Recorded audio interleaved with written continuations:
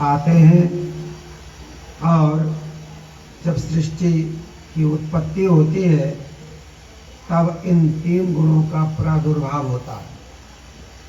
और ये 3 गुण, सतोगुण, रजोगुण, तमोगुण, ये सारे सृष्टि में व्याप्त हैं। बाहर भौतिक पदार्थों में भी है और हमारे मन बुद्धि में भी ये रहते हैं। भगवान कहते हैं जो इन गुणों का ज्ञान प्राप्त कर ले और गुणातीत हो जाए तो वो जन्म मरण के चक्कर से दूर हो जाता है। कहते हैं वो साधर्म्यम आगता, मेरे समान हो जाता है, मेरे धर्म वाला हो जाता है ऐसा व्यक्ति। सर्गे पुनोपजानती प्रलय न विधंति च, प्रलय काल में भी उनको कोई दुख नहीं होता। कई बार सृष्टि बनती है, बिगड़ जाती है, लेकिन जो गुणातीत है उस पर कोई असर नहीं होता। तो भगवान कहते हैं ये 3 गुण हैं, ये प्रकृति से उत्पन्न होते हैं। प्रकृति का मतलब मूल प्रकृति, परा प्रकृति, योग माया, इसको अव्यक्त कहते हैं, जिसको भगवान कहते हैं मेरी अपनी प्रकृति है। ये भी अनादि है। उस अनादि से ये 3 गुण उत्पन्न होते हैं, सतोगुण, रजोगुण और तमोगुण। ये सारी सृष्टि का संचालन करते हैं, सृष्टि का विभाजन करते हैं।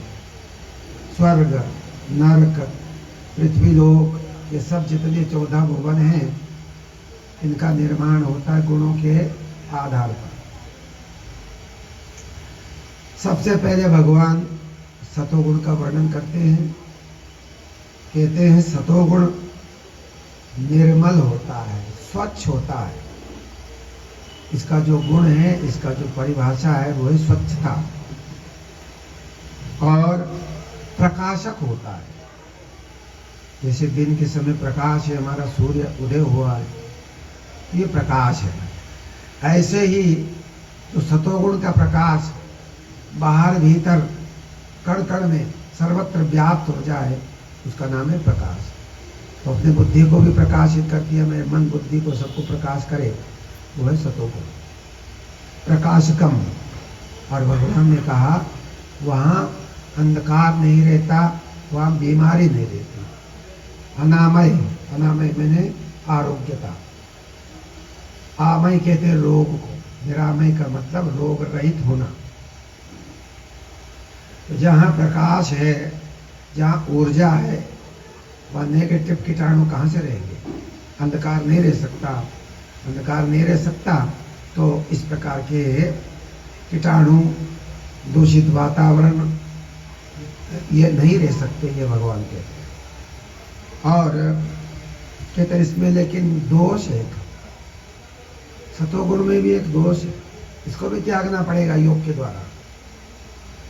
कहते क्या दोष है? सुख संगेन बदनाति। सतोगुणी जो लोग होते हैं उनके अंदर सुख होता है, शक्तियां होती हैं और वह उसी दायरे में रहते हैं। परमात्मा की प्राप्ति के लिए वो तत्पर नहीं होते। उनको इतना सुख मिला हुआ होता है देवताओं को, तो वो चाहते हैं मेरा ये सुख छीना न जाए, उस सुख को बटोर के रखना चाहते हैं। उस सुख में उनकी आसक्ति है, तो सुख रूपी आसक्ति से बंधे हुए हो सतोगुणी लोग भी। ज्ञान संगेन चानघा, ज्ञान रूपी आसक्ति से बंधे हुए।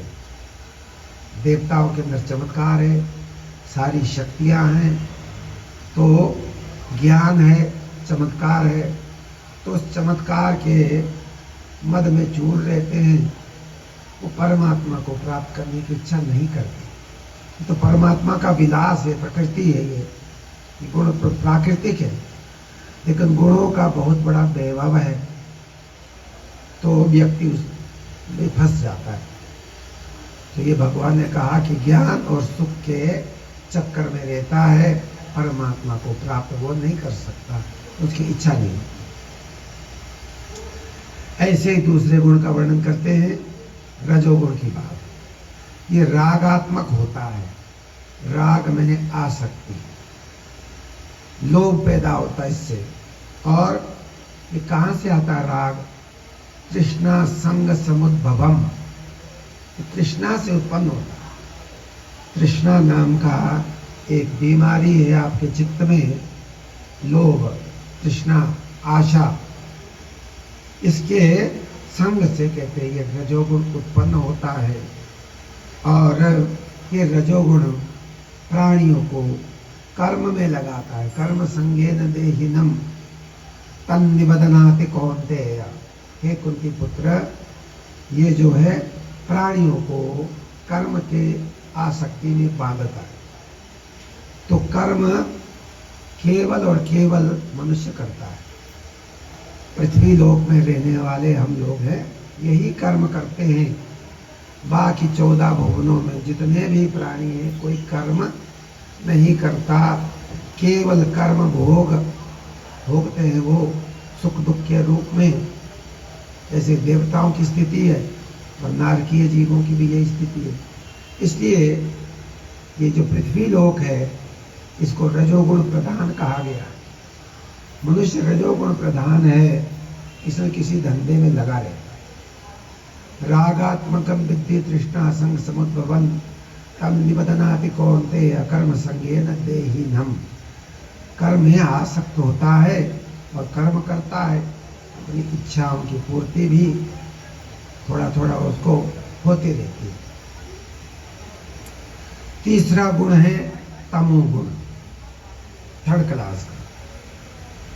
ये कहते तमोगुण भगवान कहते अज्ञान से उत्पन्न होता है।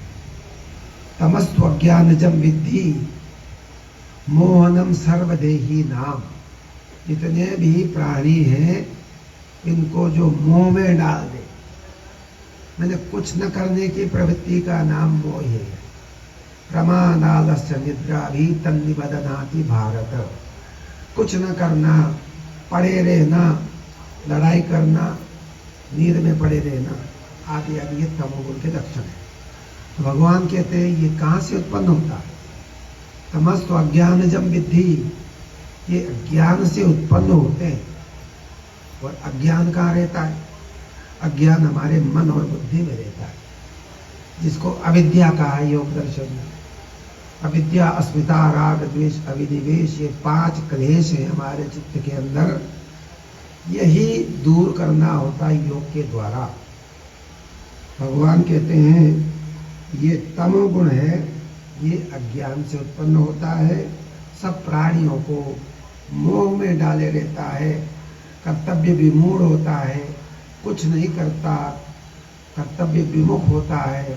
ऐसा उसकी बुद्धि मोहित होती है। जैसे शराबी की बुद्धि काम नहीं करती है, ऐसे ही तमोगुण वाले व्यक्ति की बुद्धि काम नहीं करती। तो इससे क्या होता है व्यावहारिक जीवन में? प्रमाद। प्रमाद मैंने लापरवाही, अरे कर लेंगे फिर कर लेंगे, टालता रहता है वो व्यक्ति, आलस्य रहता है, कुछ करने की उसको इच्छा नहीं होती, शरीर में भारीपन होता है, अकर्मण्यता रहती है। और निद्रा में पड़े रहता है, तो नींद बहुत आती है। कुंभकर्ण की तरह 6 महीने सोता है। आप लोगों में भी कुछ लोग बहुत सोने वाले होते हैं, समय पर सोते नहीं है, नशा करते हैं, वो फिर बेटाइम बहुत सोते हैं। तो निद्रा तमोगुण के लक्षण है। भगवान कहते हैं जो तमोगुण है वो व्यक्ति को निद्रा में बांध देता है। इसी की फिर आगे भगवान व्याख्या करते हैं धीरे धीरे करके। पहले कहा था सतोगुण सुख से बांधता है और रजोगुण कर्म में लगाता है, और तमोगुण वाला व्यक्ति कुछ करता ही नहीं। इसकी फिर आगे व्याख्या भगवान ने की है। तो सतोगुण सुख में लगाता है, रजोगुण कर्म में लगाता है, और जो तमोगुण है वो प्रमाद में लगाता है, आपको लापरवाही में लगाता है, सोने में लगाता है, लड़ने में लगाता है, झगड़ा करते हो, शराब पीते हो, खराब गंदे काम करते हो, ये है तमोगुण। भगवान कहते हैं ये गुण बारी बारी से चलते हैं। वैसे तो हर व्यक्ति में एक गुण प्रधान होता है। कोई व्यक्ति दयालु है तो दयालु है, दयालु उसकी प्रधानता है। लेकिन कभी कभी वो भी क्रूर हो जाता है, कभी कभी वो भी कंजूस हो जाता है। दयालु व्यक्ति भी कभी कभी कंजूस हो जाता है। तो मतलब क्या हुआ, भगवान कहते हैं ये तीनों गुण जो है ना, रजोगुण, तमोगुण, सतोगुण, ये तीनों साथ रहते हैं। तीनों की दोस्ती है। एक आगे रहता है, दो पीछे पीछे। जब सतोगुण आगे रहता है तब उसके अंदर ज्ञान आता है, भक्ति आती है, सुख आता है, शक्तियाँ आती है, बहुत सारे पावर आते हैं उसके पास। ये सतोगुण का है। जब वो किसी प्रकार से ढीला पड़ जाए तो दूसरा तैयार है, उसके पीछे रजोगुण लगा हुआ है। वो कहता है ये कमजोर हो गया, और रजोगुण हावी हो जाता है किस पे, आपके मन और बुद्धि पे। फिर आदमी दुनिया के चक्कर में आ जाता है, ये करो वो 99 के चक्कर में आ जाता है। अब रजोगुण का प्रभाव हो गया, क्योंकि ये व्यक्ति तो बड़ा भजनानंदी था, भजन करता था, अब इसने ये सब कुछ छोड़ दिया। अब तो ये 84 के चक्कर में आ गया, रजोगुण में हो गया, अब उसका भजन छूट गया। प्रभाव रजोगुण का हो गया, धंधे में पड़ गया। तो रजोगुण जो है उसको कर्म में लगाए रहेगा, और 99 के चक्कर में लगा रहेगा। अगर उसी में लगा रहेगा उसी में मर जाएगा। और तमोगुण का भी यही, तमोगुण वाला तो कुछ करता ही नहीं। तो भगवान कहते हैं ये एक दूसरे के पीछे लगे हुए, एक दूसरे को दबाने में लगे हुए। रजोगुण आगे होता है तो दोनों को पीछे दबा देता है, सतोगुण आगे होता है दोनों को पीछे दबा देता है, तमोगुण जब आगे हो जाता है दोनों को पीछे दबा के रखता है। रहते ये तीनों साथ में हैं, ये तीनों गुण साथ में रहते हैं। लेकिन जिसकी जैसी बारी आ जाए वो आगे हेड हो जाता है। भगवान कहते हैं जब सतोगुण बढ़ जाता है व्यक्ति के अंदर तो उसके रोम रोम से प्रकाश उत्पन्न होता है, उसके श्वास श्वास में प्रकाश होता है, रोम रोम में प्रकाश होता है। सर्वद्वारेषु देहेऽस्मिन् प्रकाशो जायते। उसके रोम रोम में, उसके श्वास प्रश्वास से, उनके हाथों से, मैंने ज्ञान इंद्रियों से, कर्म इंद्रियों से प्रकाश ही उत्पन्न होता है। भगवान कहते हैं तब समझो कि सतोगुण की वृद्धि हो गई है। सतोगुण वृद्धि के लक्षण हैं, उसके जीवन में प्रकाश रहता है, उसके रोम रोम से प्रकाश निकलता है, भगवान कहते हैं। और जब रजोगुण बढ़ता है तो लोभ की प्रवृत्ति हो गई है। लोभा प्रवृत्तिरारंभा, बड़ा लोभी हो जाता है। लोभ जब आता है पाप करता है। लोभो पापस्य कारणम, जब लोभ आता है तो आप पाप कर लेते हो। पाप करने में आप संकोच नहीं करते हो क्योंकि लोभ आ गया। और इच्छा होती है, अशमा स्प्रिया, अशमा मैंने अपने पर कंट्रोल नहीं होता है, अपने इंद्रियों पर कंट्रोल नहीं होता है, मन पर कंट्रोल नहीं होता है। और उसकी स्प्रिया रहती है, स्प्रिया मैंने इच्छा, बहुत इच्छाएं बढ़ जाती है रजोगुण के होने पर। अर्जुन तुम समझो कि अब रजोगुण पूरा बढ़ गया है, ऐसा समझना चाहिए। उस जीव के अंदर, उस व्यक्ति के अंदर रजोगुण बढ़ गया। ये कहानी केवल मनुष्य के लिए, औरों के लिए नहीं है।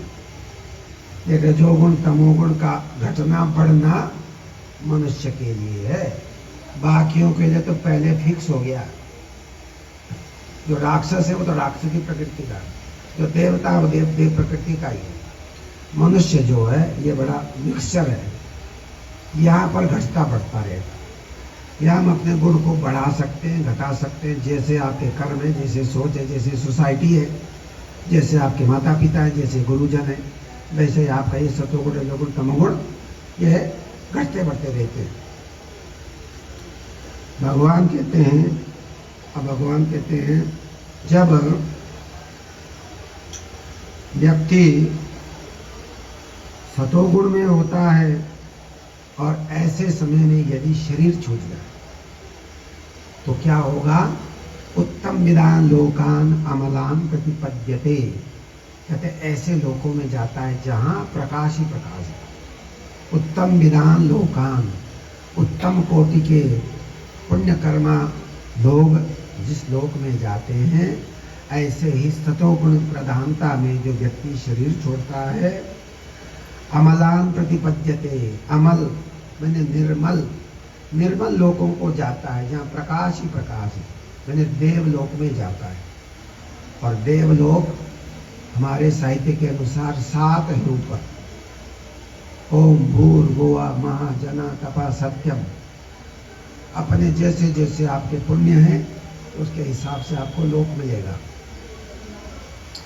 थोड़े किस्म के पुण्य हैं तो नीचे के लोक में जाओगे, और जगह पुण्य है तो ऊपर के लोक में जाओगे।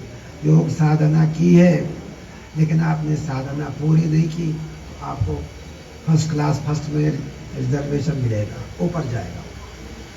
और बहुत योग में आगे बढ़ गए तो ब्रह्म लोक तक वो चला जाएगा, ब्रह्मा के लोक तक वो चला जाएगा। ऐसी व्यवस्था है लोगों की। भगवान कहते हैं रजोगुण जब प्रधान होता है, शरीर छूटता है तो दोबारा जो है इसी पृथ्वी में घूमता रहता है। रजोगुण के चक्कर में उसी परिवार में घूमता रहता है, पैसे कमाने के चक्कर में रहता है, क्योंकि थोड़ा पुण्य उसका होता है, कुछ उसने दान पुण्य भी किया होगा, इसलिए उसका जन्म दोबारा मनुष्य के रूप में हो गया और वो फिर उसी चक्कर में रहता है रजोगुण के अंतिम समय की अवस्था के कारण। और जब तमोगुण बढ़ा हुआ हो और व्यक्ति का शरीर छूट जाए, प्रलीना तमसी, अंधकार में लीन रहने के कारण मूढ़ योनिषु जायते, मूढ़ योनियों में उसका जन्म होता है। पतंजलि जी ने, व्यास जी ने अपने भाष्य में प्राणियों के चेतना की अवस्था का वर्णन किया। यहाँ मूढ़ शब्द आया इसलिए मुझे ध्यान आ गया। व्यास भाष्य में व्यास जी ने कहा है, व्यास देव जी ने, देखो जितने भी प्राणी दुनिया में हैं, चाहे स्वर्ग के हैं, नरक के हैं, पृथ्वी लोक के हैं, कहीं के भी हैं, इनके चेतना का स्तर जो है ये बांट दिया गया है। उसके ज्ञान, चेतना, होश आदि के द्वारा उसके चेतना के स्तर के अनुसार उनकी डिग्री कह दी गई है। यह भगवान ने कहा मूढ़ योनिषु जायते। तमोगुण प्रधान व्यक्ति शरीर जब छोड़ता है तो मूढ़ योनि में जाएगा। मूढ़ योनि का बड़ा विस्तार है। पेड़ पौधे भी मूढ़ योनि होते हैं, या राक्षसों की एक प्रवृत्ति है वो भी मूढ़ योनि है, मैंने जिसमें कोई विचार नहीं है, जिसमें कोई ज्ञान नहीं है, उसको मूढ़ कहते हैं। तो व्यास भाष्य ने, व्यास जी ने जितने भी जीव हैं दुनिया में, स्वर्ग के, नरक के, पृथ्वी के, आकाश के, पाताल के, यहाँ रहने वाले जितने भी जीव हैं उनकी चेतना के अनुसार उनकी कैटेगरी बनाई है। सबसे पहले कहते हैं मूढ़ अवस्था के प्राणी, या भगवान ने कहा मूढ़ अवस्था के वो होते हैं जिनका शरीर तमोगुण की प्रधानता से छूटता है। तो पतंजलि जी कहते हैं जिनका प्रधानता तमोगुण में शरीर छूटा है वो मूढ़ योनि में उत्पन्न हुए। तो पैदा तो हो गए, चाहे वो व्यक्ति हो चाहे कोई जीव है, लेकिन उसमें कोई चेतना नहीं है, समझ नहीं है, वो तो केवल एक शरीर रूप में है, सांस लेगा, खाएगा, पिएगा, कुछ धर्म करूँ कुछ करेगा नहीं। ये है मूढ़ योनि, इसको कहा मूढ़ अवस्था के प्राणी। हमारे गुरुदेव ने पुस्तक लिखी है योग क्या, 2 रुपए की थी पहले, अभी 5-10 रुपए मिलती है। योग क्या, उसमें इन 5 अवस्थाओं का वर्णन किया है। मूढ़, क्षिप्त, विक्षिप्त, एकाग्र और निरुद्ध। तो मूढ़ अवस्था का प्राणी है भगवान का, मूढ़ अवस्था में गया हुआ प्राणी मूढ़ योनि में जन्म लेता है। मैंने जहाँ पर कोई विवेक नहीं है, कोई ज्ञान नहीं है, उसके चित्त में अंधकार ही अंधकार है, सोचने समझने की क्षमता उसमें नहीं है, उसको कहेंगे मूढ़ अवस्था के प्राणी। फिर व्यास जी ने कहा थोड़ा और आगे बढ़ो। विज्ञानवादियों में ने डार्विन का सिद्धांत निकाला है, एवोल्यूशनरी थ्योरी ऑफ डार्विन, विकासवाद। कहते एक कोशीय जीव, द्विकोशीय जीव, बहुकोशीय जीव, फिर अलग अलग प्राणियों की अलग अलग क्षमता। ऐसे भागवत में भी आया है। भागवत में कहते हैं ये जलचर उससे श्रेष्ठ, पृथ्वी में रहने वाले और श्रेष्ठ, 4 पैर वाले और श्रेष्ठ, 2 पैर वाले और श्रेष्ठ। 2 पैर वाले मनुष्य है, ये सबसे श्रेष्ठ सृष्टि है भगवान की। तो भागवत में इसका वर्णन है। तो यहाँ पर पतंजलि जी ने कहा कुछ तो मूढ़ अवस्था के होते हैं, चाहे वो जन्म से हो, प्रकृति से हो, लेकिन वो वैसा हैं। अब ये मानो कि उसका जन्म भी इसी तरह से हुआ, अब वैसे ही रहेगा, उसका ज़्यादा डेवलपमेंट नहीं हो सकता। अब आओ क्षिप्त अवस्था, थोड़ा सा और ऊपर, 1 डिग्री ऊपर हो गया क्षिप्त। क्षिप्त अवस्था में का जो प्राणी होता है उसमें थोड़ा सा रजोगुण प्रधान होता है। मूढ़ वाले में तो पूर्णतया 100% तमोगुण है, क्योंकि वो कुछ करेगा ही नहीं, सोचने समझने की क्षमता नहीं है, वो तमोगुण में आ गया।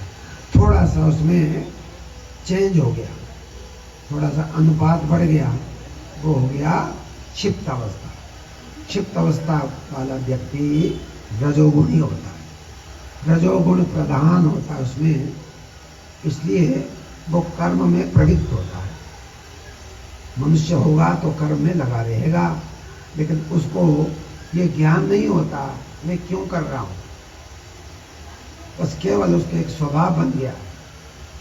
दान पुण्य नहीं करता, परोपकार नहीं करता, भगवान का नाम भी स्वार्थ से लेता है, मेरा बिजनेस हो जाए इसलिए भगवान को धोख लगा देता है, 1.25 मन चढ़ाऊंगा मेरा बिजनेस ठीक चले। तो ये हो गया क्षिप्त अवस्था के प्राणी, रजोगुण प्रधान है इसमें।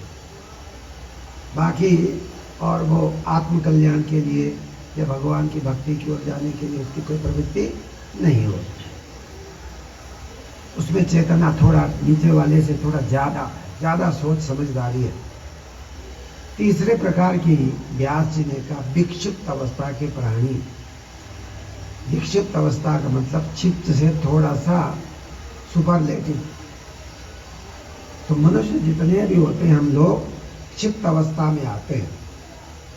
मैंने पाप भी कुछ करते हो, पुण्य भी करते हो, धर्म भी करते हो, अधर्म भी करते हो, बीच में हम लोग चौराहे पे रहे। कहाँ पर हैं?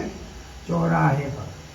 धर्म करते हो, अधर्म करते हो, दोनों मिक्स करते हो, दान भी करते हो, बेईमान भी करते हो, दोनों। ये हो गया विक्षिप्त, तीसरी श्रेणी के प्राणी। समझदारी तो बहुत है, लेकिन गलत दिशा में समझदारी है। ये विक्षिप्त अवस्था की प्राणी। यहाँ तक तो 3 अवस्थाएं हो गई। अब इसके बाद योग शुरू होगा, योग का पाठ शुरू हो गया। फिर पतंजलि जी कहते हैं, व्यास जी कहते हैं, फिर व्यक्ति विक्षिप्त तक पहुँच गया तो मनुष्य का जीवन मिल गया, सोसाइटी मिल गई, अच्छी सोसाइटी में आएगा आगे बढ़ जाएगा, खराब सोसाइटी में रहेगा वहाँ रहेगा या नीचे भी जा सकता है। तो सोसाइटी पर निर्भर है, सत्संगत पर निर्भर है। सत्संगति किम न करोति पुंसाम, संस्कृत में कहा गया है कि सत्संगत से क्या नहीं हो सकता। सत्संग से हम अगर सत्संग करेंगे, अच्छे लोगों का संग करेंगे तो हम मुक्ति तक जा सकते हैं। बुरे लोगों का संग करेंगे तो हम पतन की ओर जाएंगे। मनुष्य एक ही है, वो चौराहे पर खड़ा है। अच्छे लोगों की संगत मिल गई, कल्याण की ओर चला गया। बुरे लोगों की संगत मिल गई, अवनति की ओर चला गया। तो ये है विक्षिप्त अवस्था के प्राणी। अब यहाँ पर निर्धारण होगा कि उसको कैसी संगति मिलती है।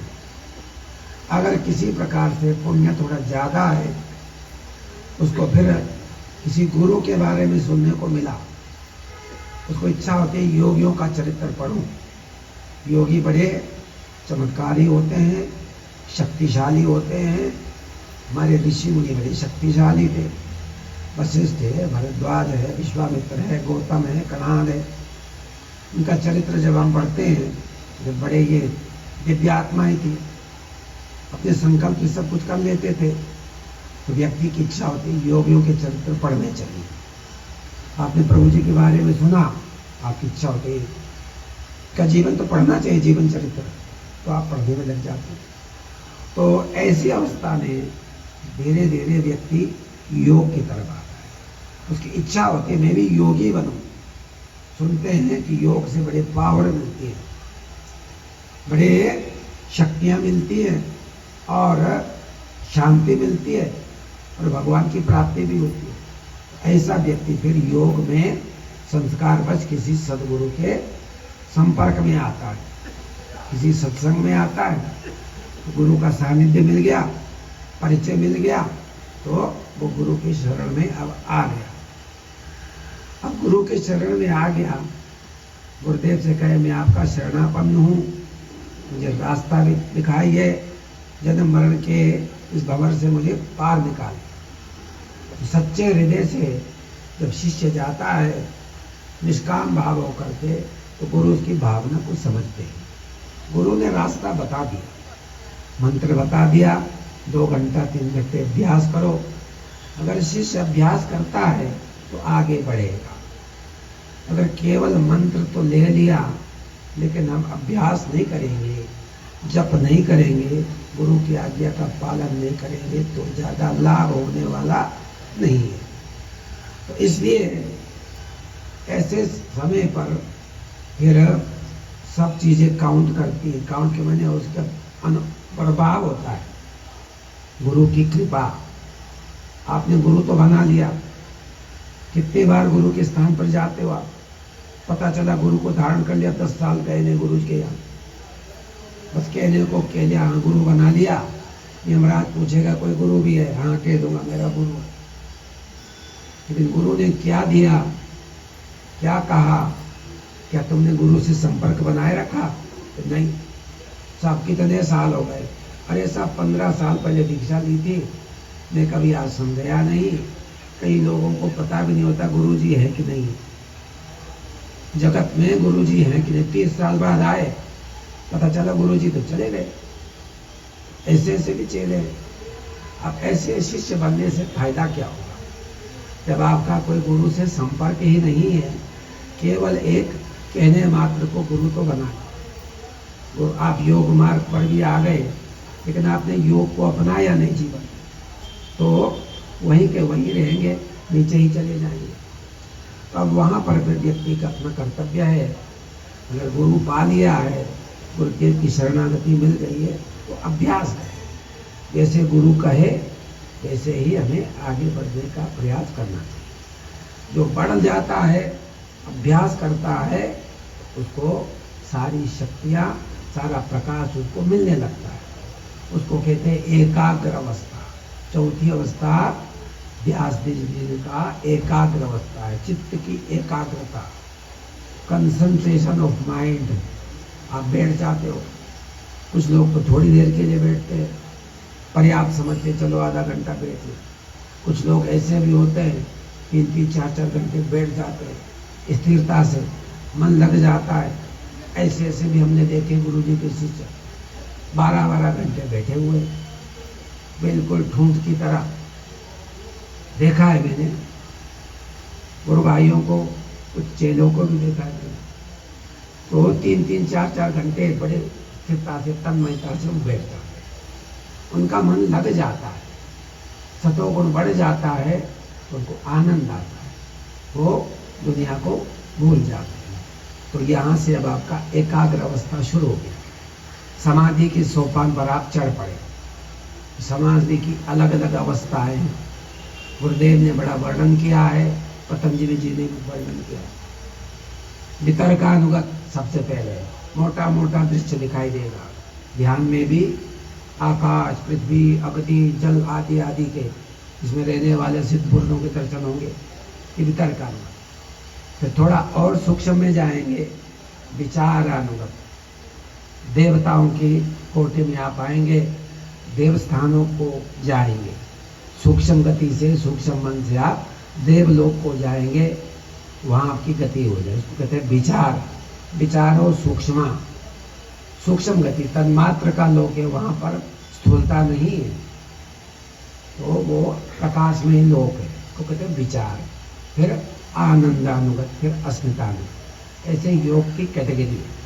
जैसे जैसे योगी आगे बढ़ता है वो फिर आगे बढ़ता चला जाता है, समाधि के विभिन्न सोपानों को पार करता रहता है। और क्या क्या अवस्था होती है, पतंजलि जी ने बहुत विस्तार से समाधि का वर्णन किया है। निरुद्ध अवस्था, एकाग्र अवस्था, योग अवस्था, मैंने उस समय क्या होता है, साधक की स्थिति क्या होती है चित्त की, ये बताया है। कहते पहले पहले नए नए विचार आते हैं, पुराने पुराने चले जाते हैं। उद्भव और अस्त होना, एक विचार आया, मंत्र जाप का कर रहे हैं आप एकाग्रता से, विचार आया चला गया, नया विचार वैसे आया वो चला गया। जैसे नदी के किनारे आप बैठो है, तरह तरह के पत्ते, कुछ कभी फूल कभी कुछ, कभी नदी के किनारे बैठो तो आपको चित्त का आकलन उससे हो जाएगा। नदी को चित्त को मिला हुआ, नदी के किनारे बैठो, देखो कैसे कैसे आई, धारा आई चली गई, धारा आई चली गई, धारा आई चली गई, बदलती रही। ऐसे ही जब हम ध्यान में बैठते हैं वो धारा ऐसे आएगी, पहले कुछ मलिनता रहेगी, कुछ आए चले गए, आए चले गए। तो जब अभ्यास आपका बढ़ गया, पतंजलि जी कहते हैं एक समय ऐसा आएगा कि स्वच्छ धारा ही आएगी, और विलय तो होगी लेकिन स्वच्छ धारा के रूप में, पर वहाँ पर अशुद्ध धारा आएगी नहीं। जो विचार है 100% सतोगुण को भी पार करके, सतोगुण का उद्रेक कहते हैं, बस एक ही तरह के विचार, जिसको निर्माणोन्मुखी कहते हैं गुरुदेव जी, पतंजलि जी भी कहते हैं, मैंने मुक्तिदायक वृत्ति, बहुत शुद्ध वृत्ति उसकी आ रही है चित्त में। लेकिन चित्त भी तो चंचल है ना, चंचल का मतलब है परिणाम होता है, चित्त में परिवर्तन होता है। विचार आया चला गया, विचार आया चला गया, लेकिन वो अपने जैसे विचार को उत्पन्न करके स्वयं नष्ट हो जाता है। जो तरंग है विचार का, जो शुद्ध एक ही तरह का सतोगुण का जो तरंग है, योग का जो तरंग है, समाधि की जो तरंगात्मक है, उसको अपने जैसे तरंग को उत्पन्न करके अस्त हो गया। लेकिन अस्त हो गया, जब उदय हो रहा है तो पूरा वातावरण का राउंड बना हुआ है, तो वो शुभ ही शुभ तरंगे आ रही हैं, वहाँ कोई रजोगुण तमोगुण का कोई प्रवेश नहीं। तो इस अवस्था का भी पतंजलि जी ने वर्णन किया है बड़े सुंदर ढंग से। समाधि की अवस्था में चित्त की क्या क्या गतिविधियाँ होती हैं, क्या क्या परिवर्तन होता है, बड़े विस्तार से मनन करने योग्य है, लेकिन कठिन है, समझना कठिन है। योग दर्शन को समझना बहुत कठिन है, लेकिन पतंजलि जी ने सबका समाधि में क्या क्या होता है और किस किस प्रकार से संप्रज्ञात समाधि की जब अंतिम अवस्था में आएगा साधक, तो पतंजलि जी कहते हैं उसको ऋतंबरा तत्र प्रज्ञा, ऐसी बुद्धि मिलेगी जिसमें असत्य का लवलेश भी नहीं होता। जो उसकी बुद्धि में बात आती है सत्य सत्य आती है, असत्य बात आती ही नहीं है, तब समझो ऋतंबरा बुद्धि हो गई। इसी को विवेक ख्याति कहते हैं। विवेक ख्याति शब्द आपने सुना होगा, बहुत पढ़ते हो सुनते हो, साहित्यकार भी होंगे यहाँ पर बड़े बड़े, तो विवेक ख्याति नाम तो सुनते हैं, लेकिन इसका वास्तविक अर्थ क्या है ये कठिन है समझ। विवेक किसको कहते हैं पहले ये समझो। विवेक का मतलब हो विविक्त। विविक्त मैंने अलग अलग करना। विवेकानंद। विवेक क्या है? नीर क्षीर विवेक न्याय। जो राजहंस है हिमालय का, मानसरोवर का, अगर उसको दूध पिलाते हो तो पानी पानी तो वो छोड़ देता है, दूध दूध पी लेता, उसमें ये गुण है। उसी को कहते हैं विवेक। हम असत्य को तो छोड़ देते, जो संसारिक चीज है जिससे हमें कोई लेना देना नहीं है, जो नश्वर है, जो विचार, जो वृत्ति, उसको तो हम छोड़ देते हैं। और जो हमारे कल्याणकारी है, समाधि का दायक है, ऐसे विचारों को हम ग्रहण करते हैं। उसको कहते हैं विविक्त। विविक्त मैंने एकांत। भगवान ने कहा विविक्त से भी एकांत में रहिए। विविक्त का मतलब होता है अलग अलग। तो हंस ने पानी और दूध को अलग अलग कर दिया। पानी पानी, पतला पानी छोड़ दिया, दूध दूध हंस ने पी लिया। ये सच्ची बात है। राजहंस जो है मानसरोवर का, उसके लिए उक्ति है, वो अगर उसको दूध पिलाएंगे, उसमें अगर मिक्सचर होगा तो पानी पानी छोड़ देगा, दूध दूध पी लेगा। देखो कितना बड़ा गुण है उसमें। तो ऐसे ही जो योगी है विवेक ख्याति में पहुंच गया है तो अज्ञान रूपी विचारों को वो छोड़ देगा। विवेक हो गया। विवेक पर अलग अलग करने की उसकी क्षमता आ गई। ये सांसारिक विचार है, इसका त्याग है, इससे कोई मतलब नहीं है। और ये मुक्तिदायक है, समाधि के पुष्ट करने वाले हैं, तो उसको वो ग्रहण करेगा। उसी का नाम होता है विवेक। विवेक मैंने जैसे मोटे तौर पर हम कहते हैं कि अभी विचार, विशेष बुद्धि, लेकिन विवेक का मतलब यही है जो अलग अलग कर सके, जो छांट सके, नश्वर वस्तु को, नश्वर विचार को एक तरफ कर सके, और जो स्थायी विचार है, आत्मा के जो विचार है, आत्मवादी, आत्मा को पुष्ट करने वाले, समाधि को पुष्ट करने वाले विचार है, उसको वो अलग कर दे। उसी को विविक्त कहते हैं। मैंने अलग अलग करना। विविक्त से भी भगवान ने कहा अलग रहे साधक, तो विविक्त शब्द से ही विवेक बना है। विवेक का मतलब इसमें ये विवेक है कि बुद्धि है, जड़ और चेतन को समझे। अभी हम जड़ और चेतन को समझते नहीं है। हमारे शरीर में जड़ भी है, चेतन भी है, ऐसा मिश्रण बना हुआ है, हम समझ ही नहीं पा रहे हैं। हम बुद्धि के भरोसे चल रहे हैं, भगवान के भरोसे चल रहे हैं, किसके भरोसे चल रहे हैं हमें पता ही नहीं। कभी तो कहते हैं भगवान के भरोसे चल रहे हैं, कभी कहते हैं अपनी सोच से चल रहे हैं, अपने दिमाग से चल रहे हैं। तो कहने का मतलब है हमें पता ही नहीं हम किस तरह से चल रहे हैं। तो जब विवेक ख्याति हो जाएगी तो उसको पता है सत्य क्या है, असत्य क्या है। उसको विवेक ख्याति कहते हैं, उसी को ऋतंबरा कहते हैं। तो पतंजलि जी ने कहा कि योगी की बहुत बड़ी स्थिति है ये, योगी की बहुत बड़ी स्थिति है। उसके बाद फिर पतंजलि जी ने दो बहुत शक्तियों का वर्णन किया है। कहते जब इसमें परिपक्वता आ जाती है योगी की, तो दो शक्ति आती उसके अंदर। एक क्या होता है, कहते निर्माण चित्तानि अस्मिता मात्रात्। एक तो वो निर्माण चित्त करता है, अनेक शरीर बना सकता है, क्योंकि वो संप्रज्ञात में अस्मिता में आ गया। अस्मि तत्व, अस्मि जो अस्मि तत्व है, बुद्धि तत्व में प्रारंभ जिसका हो गया, उसका प्रवेश हो गया, वो अनेक शरीर बनाने की क्षमता रखता है। प्रभु जी ने अनेक शरीर बनाए। हमारे गुरुदेव कहा करते थे, जब वो योग का प्रचार करने आए 16 शरीर बनाए गुरुदेव कहते, जिनका प्रमाण है। कहीं तो वो बंगाल में, कहीं नासिक में है, कहीं सवाई में है, कहीं और जगह भी है। बाद में पता चला नाम से थोड़ा फर्क है, लेकिन स्टाइल वही है। प्रचार करने का तरीका एक ही। जीवन तत्व वहाँ भी सिखा रहे हैं, वहाँ भी जीवन तत्व सिखा रहे हैं। एक घटना याद आ रही है। एक बार एक व्यक्ति ऋषिकेश आया।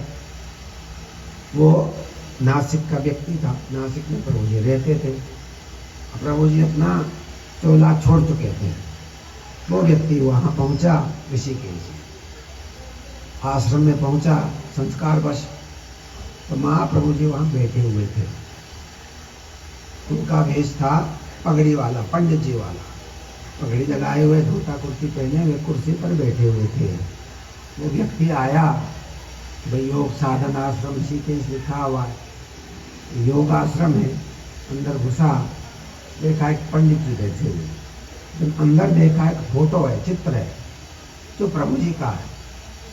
जैसे ये चित्र हम देख रहे हैं यहाँ पर, कोपिनधारी, बनखंडी कहते हैं इनको, निर्वस्त्र, केवल कोपिन है। ऐसे ही ये स्वरूप वहां पर उस व्यक्ति ने देखा,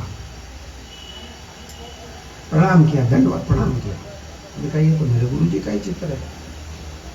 प्रभु जी ने कहा कैसे प्रणाम किया? कहने ये मेरे गुरु जी है। प्रभु जी ने कहा ये तो मेरा ही चित्र है भाई, ये मेरा चित्र है। शिष्यों ने कहा ये गुरु जी का ही चित्र है। इस समय तो गुरु जी धोती कुर्ता में, पगड़ी पहने, और वो चित्र जो है जटाधारी रूप में, कोपिन पहने, बाकी कुछ वस्त्र नहीं। उस व्यक्ति ने कहा आप अपने को इनका शरीर बता रहे हो? ए पंडित जी, क्यों फालतू बात कर रहे हो? ये तो बहुत बड़े योगी हुए हैं। उसने कहा जानते हो आप इनको? कि हाँ हाँ मेरे गुरु जी है। कि क्या क्या कराते थे?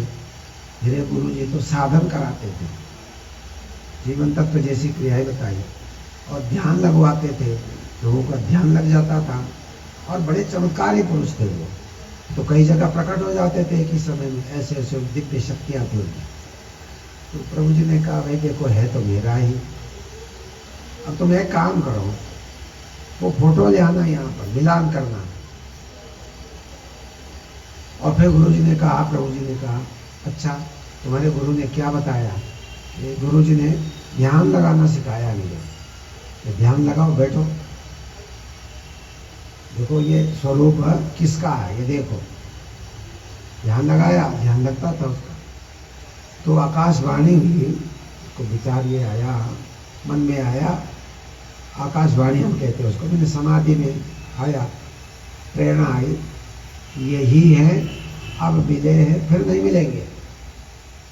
आकाशवाणी ने ये कहा यही है, अब मिले हैं फिर नहीं मिलेंगे। उठा, गुरुजी ने पूछा प्रभु जी ने क्या देखा तुमने ध्यान में? कि ध्यान में मेरा ये आया कि यही है, अब मिले हैं फिर नहीं मिलेंगे। प्रभु जी ने फिर उसको भ्रमित कर दिया कि नहीं, आकाशवाणी ये कह रही है कि यहीं पर कहीं है ऋषिकेश में। फिर भ्रमित कर दिया कि यहीं ऋषिकेश में कहीं है, ढूंढोगे तो मिल जाएगा। तो वो भ्रमित हो गया बेचारा। गुरुजी ने कहा ऐसा करो, चित्र ले आना यहाँ पर, अपने गुरुजी का एक फोटो यहाँ पर ले आना, मिलान करना, वास्तव में ये वही है कि कोई और है। तो व्यक्ति ने कहा ठीक है गुरुजी मिलाऊंगा। चला गया, चित्र लेके आया। प्रभु जी अपना लीला लोप कर चुके थे। वहाँ आए, प्रभु जी का, प्रभु जी तो है नहीं। मैंने कहा मुझे तो प्रभु जी ने कहा था चित्र लाओ, मिलान करेंगे। वो जो व्यक्ति था वहाँ पर, उन्होंने कहा प्रभु जी तो अमृतसर रहते थे, वही उनका उन्होंने लीला स्मरण कर लिया। उस व्यक्ति को तब पता चला, तो पछताया बहुत। मैं तो भ्रम में था, मैं समझ रहा था ये पंडित जी वैसे बोल रहे हैं। तो लोगों ने कहा नहीं वही है, और जो है इस प्रकार से वही स्वरूप था, उनको मिलान किया। तो कहने का मतलब है, गुरुदेव का कहना है कि वो उसी समय में नासिक में भी थे, उसी समय में ऋषिकेश भी थे, उसी समय में कहीं बंगाल में भी थे, यानी कई कई जगह पर उन्होंने योग का प्रचार किया, अलग अलग शरीर धारण करके। नाम भले अलग हो, लेकिन उनका जो स्टाइल था वो एक ही था। बाद में पता चलता है कि वही है, नाम भले ही चेंज कर दिया हो। तो यहाँ पर पतंजलि जी ने कहा कि भाई देखो, जब उस स्थिति में योगी अनेक शरीर धारण करता है, निर्माण चित्त करता है, शरीर बना सकता है। गुरु गोरखनाथ के चरित्र में भी ऐसी बातें आती है। मत्स्येंद्रनाथ, गुरु गोरखनाथ भी ऐसे शरीर बनाते थे, कई शरीर बना लेते थे। वहाँ भी एक घटना है, गुरु गोरखनाथ को पता चला मेरे गुरु मत्स्येंद्रनाथ कहीं सिंगल द्वीप में फंस गए। वहाँ कोई राजा नहीं था, वहाँ स्त्रियाँ रहती थी। उन्होंने मत्स्येंद्र नाथ को ले गए, राजा बना दिया और रानियाँ हो गई उनकी। तो गोरखनाथ को पता चला कि गुरु तो तुम्हारे कहीं सिंगल रूप में फंस गए। गोरखनाथ का मैं गुरु को जरूर खींच लाऊंगा। गोरखनाथ सिंगल रूप में गए, नगर के बाहर बैठ गए। तबला बनाना बहुत बढ़िया तबला बजाते। तो कोई संगीत का कार्यक्रम था, लोगों ने कहा एक तबला बजाने वाला चाहिए बढ़िया। उन्होंने कहा मैं जानता हूँ तबला बजाना। तो दरबार में ले गए। गुरुजी भी वहीं थे, मत्स्येंद्र नाथ। रानियां भी तो आदमी कोई नहीं था वहाँ, बस वही थे योगी जी, वही राजा थे। अब इनको पता है कि गुरुजी को मुझे छुड़ाना है, तो उन्हें वहाँ पर तबला बजाया। गोरखनाथ जी ने तबला बजाया और तबले से ये आवाज़ निकाली, जाग मच्छिंद्र गोरख आया, जाग मच्छिंद्र गोरख आया। आवाज़ निकाली तबले ने कि है ना, मच्छिंद्र नाथ जग जाओ, संभल जाओ, तेरा चेला गोरखनाथ तुम्हें लेने के लिए आया। तो अंत तो गत्वा वो गुरु को ले जाने में कामयाब हुए। गुरु को ले आए, वहाँ से छुड़ा करके गुरु को ले आए। अपने आश्रम में आ गए, नेपाल में जहाँ कहीं भी रहते हुए। तो रास्ते में जा रहे थे तो कुछ सोने की ईंटें ले आए थे गुरु जी। मत्स्येंद्र नाथ कुछ सोने की 4-6 ईंट ले आए अपने साथ कि चलो आश्रम में जाएंगे, भंडारा करेंगे। आगे चल करके गुरु गोरखनाथ उन ईंटों को फेंक देते नदी में। जो 2-4 ईंट थे, सोने की ईंटें थी, वो फेंक देते। थोड़ी देर में गुरु जी ने कहा, गोरखनाथ वो ईंटें कहाँ हैं, सोने की ईंट कहाँ है? कि गुरु जी वो तो मैंने फेंक दिया। अरे तुमने बहुत गलत किया। गुरु जी बड़े दुखी हुई। गोरखनाथ जी कहा, गुरु जी आप क्यों चिंता करते हैं? अरे देखो, गुरु जी ने कहते हैं पहाड़ पंडभूषण का कर दिया, सारा पहाड़ का पहाड़ सोने का हो गया। कि गुरु जी देखो सोने का पहाड़ हो गया है, जितना चाहे उतना हम ले लें। गुरु जी ने कहा छोड़ो। पहुंचे अपने आश्रम में। आश्रम में पहुंचे तो उसको बड़ी खुशी थी कि हम गुरु जी को ले आए हैं, चेले बड़े प्रसन्न होंगे। पहुंचा आश्रम के पास में, साथ में गुरु जी भी थे। उनका चेले बड़े उत्सुक होंगे कि गुरु जी को लाए, गुरु जी को लाए। कहने लगे हम तो गुरु जी को ले आए हैं, तुम बड़े खुश नहीं हो रहे तुम सब लोग? कहने लगे बेवकूफ है तुम, गुरु जी कहाँ गए? गुरु जी तो बैठे समाधि में बैठे हैं। गुरु जी तो समाधि में बैठे हैं। वो दूसरे गुरु जी भी आए, थोड़ी देर में दोनों एक हो गए। तो जो माया के गुरु थे वो अदृश्य हो गए। तो गुरु ने गोरखनाथ को ये माया दिखाने के लिए ऐसा ही रचा। कहने का मतलब मत्स्येंद्र नाथ वहीं पर थे, आश्रम में थे, सारे शिष्यों ने देखा। तो ऐसा योगी लोग शरीर बनाते भी हैं। एक गुरुदेव की कहानी मुझे याद आती, प्रभु जी की। तो गुरुदेव सुनाया करते थे हम लोगों को। एक अमृतसर में यशवंत नाम का एक धूप वाला था, धूप की दुकान थी उसकी, धूप था ना, अगरबत्ती वगैरह। तो बेचारा गरीब सा ही था, ज़्यादा पैसे वाला नहीं था। गुरु जी से कहता, महाराज जी आप तो बड़े बड़ों के घर में जाते हो, किसी दिन मेरे घर में भी आ जाओ। गुरु जी कहते हुए देखेंगे, कभी देखेंगे। बार बार कहता। एक दिन प्रभु जी की इच्छा हो गई, चलो आज उसके घर चलते हैं, तो चमत्कार दिखाते हैं। फिर रोज रोज कहता है, मैं कहता हूँ भाई हम तो तुम्हारे घर में है ही है, हमारा स्वरूप है वही बहुत है। तो कहते चलो गुरु जी। एक दिन प्रभु जी ने कहा चलो यशवंत आज तुम्हारे घर चलते हैं। चेलों से कहा मेरे साथ किसी को नहीं चलना है, बस मैं अकेला ही। दोनों गुरु चेला गए, तांगे बुलाया गया, तांगे में बैठे दोनों। पहले उसने तैयारी कर दी थी यशवंत ने, गुरु जी के बैठने की आदि व्यवस्था आसन उसन लगा दिया। फिर ताला बंद करके आ गया। तभी गुरु जी को ले आऊँगा, ताला खोलूँगा, नहीं तो पता चला कोई और घुस जाए। तो दोनों गए। जब मकान के पास पहुँचे तो प्रभु जी ने कहा, यशवंत ऐसा करो, जब तक आसन वासन लगाओ, ताला वाला खोलो, मैं अपनी तखत यहाँ पर बैठा हूँ, तांगे में ही बैठा हूँ। गया वो, ताला खोला, अंदर प्रभु जी बैठे हुए, अंदर प्रभु जी बैठे हुए आसन पे। प्रभु जी ने कहा, अरे जसवंत, रोज कहता था कि आओ आओ आओ, मैं तो बहुत देर से यहाँ बैठा हूँ, तुम कहाँ चले गए थे? अब जो बाहर वाला प्रभु जी है, तांगे वाला, भैया जसवंत क्या बात हो गई? तो मुझे ले चलो भाई। रोज कहते थे, चलो चलो गुरु जी, अब मैं आ गया हूँ, मुझे बिठाओगे नहीं? चक्कर में पड़ गया बेचारा। एक प्रभु जी अंदर है, एक प्रभु जी तांगे में है। वो कह रहा है वो प्रभु जी ढोंगी है, किस ढोंगी को तुमने बिठा दिया? ये अंदर वाला कहता, किस ढोंगी को तुम तांगे में बिठा के लाए? अब वो चक्कर में पड़ गया, कौन सही है कौन गलत है। फिर प्रभु जी उतर के आए, तांगे वाले प्रभु जी आए, इधर से ही बैठे रहे। ऐसी कोई माया हुई, आंख चपकते ही दोनों एक हो गए, पता ही नहीं चला।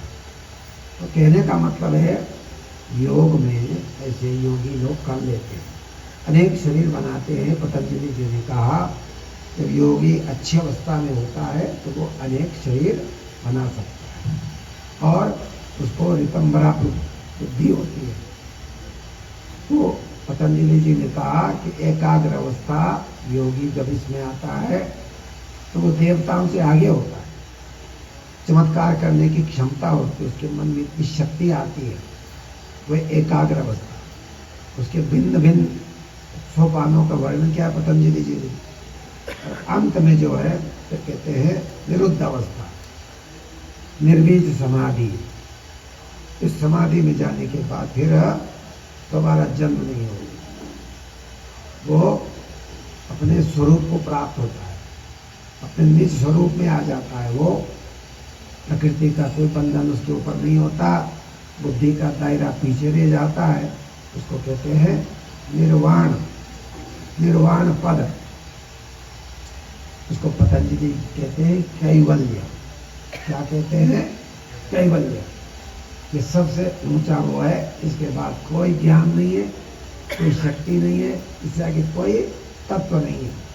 तो योगियों का कैवल्य, वो अपने शुद्ध स्वरूप में होता है, सर्वशक्तिमान होता है, उसमें कोई कानून प्रकृति का नहीं चलता। जन्म ले ले अपनी मर्जी से ले ले, तो जन्म लेना उसके लिए जरूरी नहीं है। तो हमारे ऋषि मुनि भी उसी कैटेगरी के हैं, वशिष्ठ हैं, व्यास हैं, आदि आदि, ये उसी कैटेगरी के हैं। तो ये परम योगी है। तो पतंजलि जी ने कहा, यदि कोई योग मार्ग पे आता है तो वो परमात्मा तक पहुंच सकता है, केवल स्थिति को पहुंच सकता है।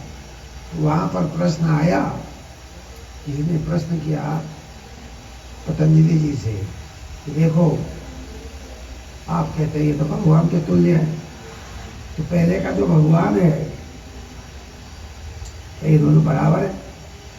का नहीं नहीं, जो पहले का जो भगवान है वो अनादि है, उसको कभी अविद्या ने ग्रसित नहीं किया, कभी वो बंधन में था वो जीव, तो वो ब्रह्म रूप हो गया, कभी वो बंधन में था, इसलिए ये बात ठीक है, बराबर तो हो गया। लेकिन वो जो अनादि वाला है वो सुप्रीम है, वो सुप्रीम पावर है, लेकिन ये भी मुक्त है। अब इनके कोई नियम लागू नहीं होता, जो सृष्टि का विधान है, सृष्टि का जो कानून है, इन लोगों पे लागू नहीं होता। परम स्वतंत्र है, प्रकृति के बंधन से मुक्त है। ये केवल अवस्था में, ये अद्वैत अवस्था में, उसी को अद्वैत कहते हैं वेदांत में, उसी में हम योग में कैवल्य कहते हैं। ये जीव का अंतिम लक्ष्य है, इसके बाद मुक्ति ही मुक्ति उसके हाथ में। इसलिए योग मार्ग अपने चेतना को बढ़ाने का मार्ग है। ध्यान के द्वारा हम सतोगुण को बढ़ाएं धीरे धीरे, और सतोगुण को बढ़ाते बढ़ाते बढ़ाते फिर गुणातीत हो जाए, सतोगुण को भी छोड़ दें। क्योंकि सतोगुण भगवान ने कहा तो सुख में लगाता है, ज्ञान में लगाता है, आसक्ति होती है, ये भी आगे बढ़ने नहीं देता। देवता भी आगे नहीं बढ़ते। तो योगी लोग इस अवस्था में आ जाते हैं, वो कहते हमने आत्मा का दर्शन कर लिया, कहते पर्याप्त हो गया। लेकिन सदगुरु कहता है नहीं, अभी नहीं, तुम ये अंतिम लक्ष्य नहीं है।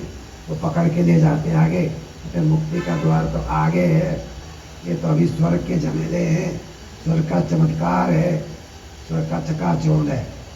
तो सदगुरु ही हमें वहाँ से ले जाते हैं।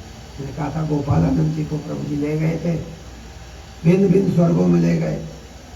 तो गोपालानंद जी वहाँ देखने लगते थे। प्रभु जी ने कहा नहीं, आगे चलो, यहाँ अटको नहीं, अभी यात्रा बहुत दूर है।